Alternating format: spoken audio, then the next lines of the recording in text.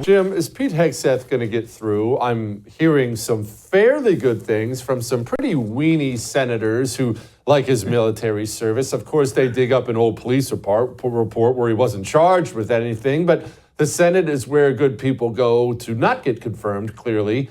What's the story with Hegseth? He's going to get confirmed.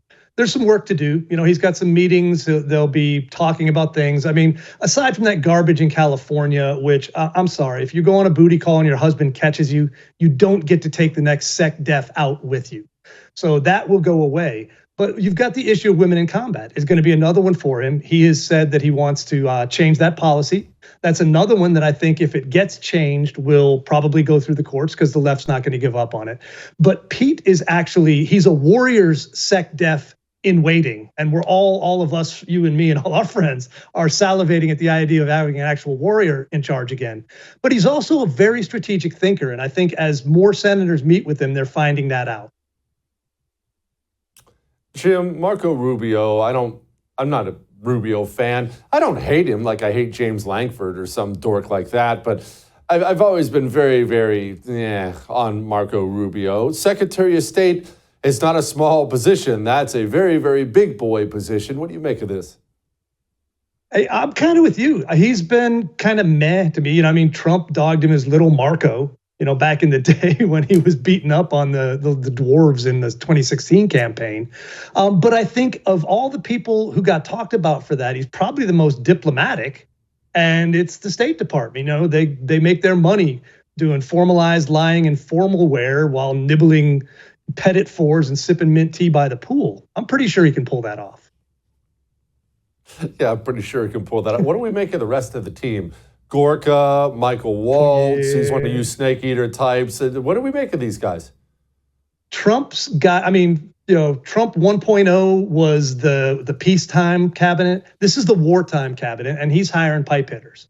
I could not be more pleased with the vast majority of them. Some of the stuff in HHS and Surgeon General stuff, I could care less about. You know, they're not going to tell me what drugs to take. They can't make me.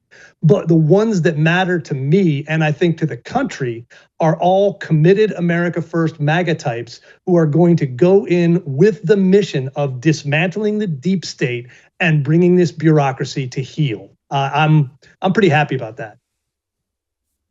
What do we do about that State Department? Rubio is going to be the head of it now. And as you are well aware, a lot of our problems within this government originate right there in the Department of the State.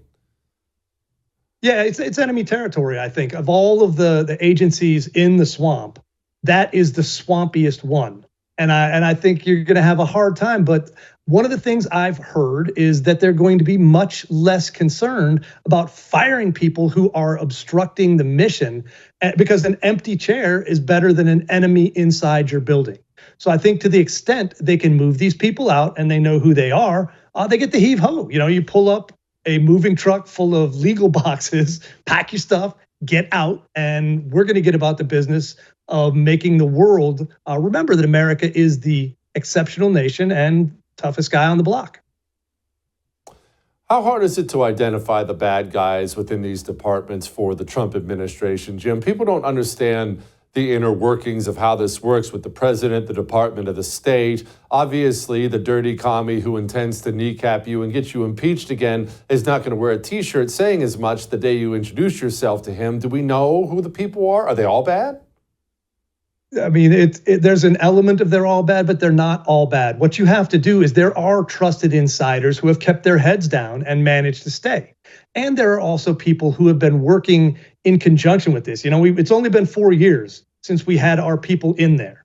So they know who the worst people were then. A lot of them are still around, and they can figure it out pretty quickly. And the trusted insiders can make lists. And we go down those lists, and you start at the worst and start moving them out. And then you get about the business that America voted to have Donald Trump conduct on our behalf. No doubt. Jim, thank you so much. I appreciate it, brother. I would thank you for coming to my YouTube channel, but I know how brilliant it is, and I know you love it here. So subscribe and watch. We're going to start really ramping things up and putting some funny stuff, some interesting stuff out there, some collaborations. Either way, my YouTube channel is officially the place to be. So stick around.